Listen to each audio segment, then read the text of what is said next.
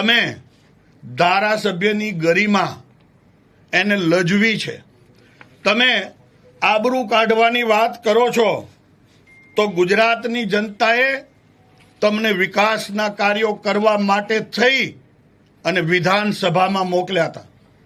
મારે આપ સૌના માધ્યમથી એમને પૂછવું છે કે આપે આપના વિસ્તારની અંદર વિકાસના કયા કાર્યો કર્યા?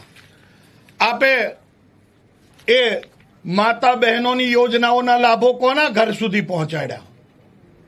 આપે એ આરોગ્યલક્ષી યોજનાઓ જે છે એ કોના ઘર સુધી પહોંચાડી?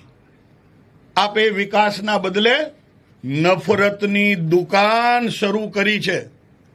દિવસ ઉગે અને વેર ઝેરની રાજનીતિ શરૂ કરી છે અને સમગ્ર રાજ્યની અંદર આપ ફક્ત નફરત ફેલાવવાનું કામ કરી રહ્યા છો એવું આપના એ નિવેદનોથી સ્પષ્ટ થાય છે. ત્યારે એક એક ગુજરાતીનું માથું તમારા એક એક વાક્યથી શરમથી ઝૂકી જાય છે.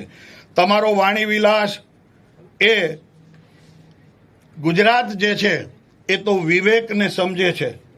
ગુજરાતની અંદર તો સાહેબ વિવાદ પણ વિવેકથી હોય છે અને વિરોધ પણ આદરથી હોય છે, પણ તમારી ભાષા એ તો એક ટપોરીને છાજે એ પ્રકારની તમારી પ્રતિક્રિયા હોય છે.